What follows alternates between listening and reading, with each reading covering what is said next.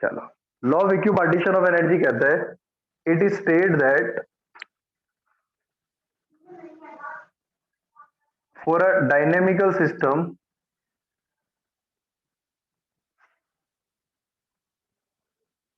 इन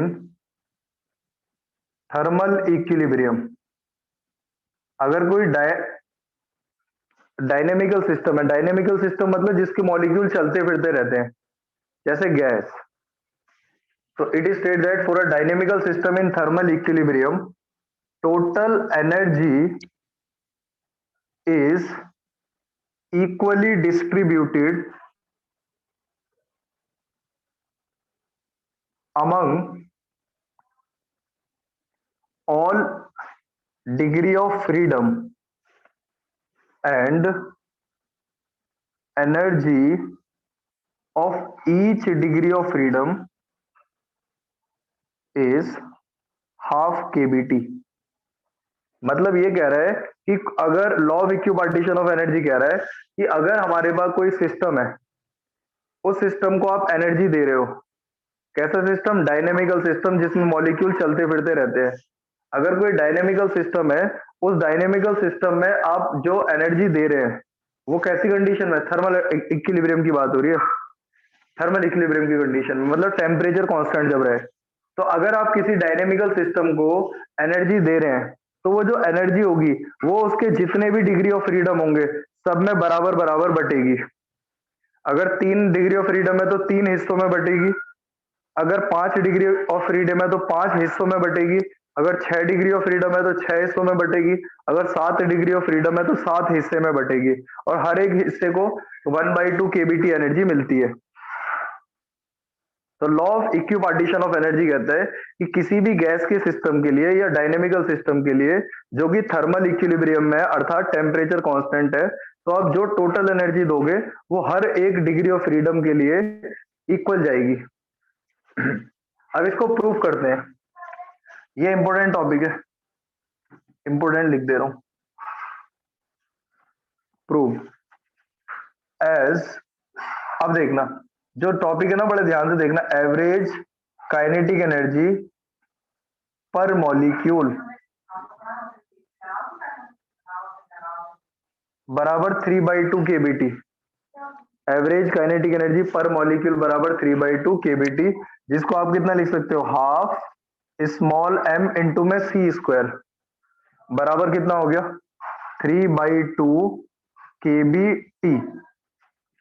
लेकिन चैप्टर की स्टार्टिंग में आपको पढ़ाया गया था सी स्क्वायर बराबर वी एक्स स्क्वायर का mean plus V Y square का mean plus V Z square का मीन। बताओ ऐसे पढ़ाया था नहीं पढ़ाया था? सी स्क्वायर बराबर वी एक्स स्क्वायर का mean plus V Y square का मीन प्लस वी जेड का स्क्वायर का मीन, तो m/2 एज इट इज आ जाएगा। सी स्क्वायर की जगह वी एक्स स्क्वायर का mean plus V Y square का mean plus V Z square का मीन बराबर आ गया 3/2 kBt। लेकिन अगर टेम्परेचर कांस्टेंट है, at constant temperature V x square का मीन बराबर हो जाएगा वी वाई स्क्वायर का मीन बराबर हो जाएगा वी जेड स्क्वायर का मीन। अगर टेम्परेचर कांस्टेंट है तो तीनों के लिए ये बराबर होगी क्या?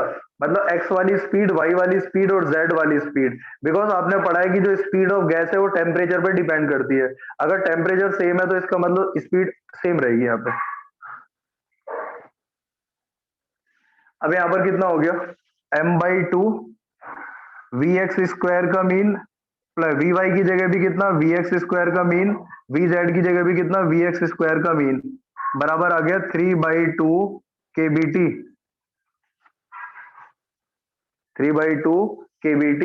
अब ये तीनों जुड़ जाएंगे तो कितना हो जाएगा?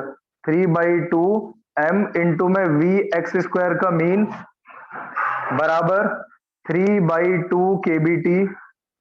3 से 3 कैंसिल हो जाएगा, कितना बचेगा यहाँ पर? Half m v x square का मीन बराबर हाफ kBt। मतलब केवल x वाले मॉलिक्यूल के, x डायरेक्शन में चलने वाले मॉलिक्यूल के लिए एनर्जी हाफ kBt है। और तो वी एक्स स्क्वायर तो वी वाई स्क्वायर के बराबर है और बराबर वी जेड स्क्वायर के हैं, तो इसका मतलब क्या लिख सकता हूं, half M V x square का मीन बराबर half M V Y square का मीन बराबर half M V Z square का मीन बराबर हाफ के बी टी। अगर मॉलिक्यूल जो एक्स में चल रहे हैं उनके लिए जो काइनेटिक एनर्जी है, मॉलिक्यूल जो वाई में चल रहा है उसकी काइनेटिक एनर्जी, मॉलिक्यूल जो जेड में चल रहा है उसकी काइनेटिक एनर्जी, तीनों बराबर है और बराबर किसके, हाफ के बी टी के।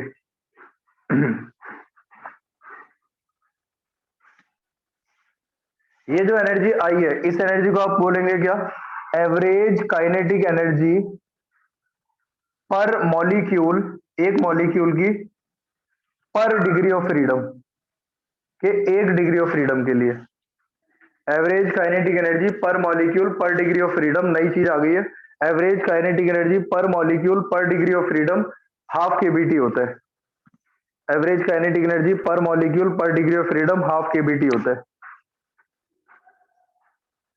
एवरेज काइनेटिक एनर्जी पर मॉलिक्यूल पर degree of freedom half K B T. बोलो सही है क्या?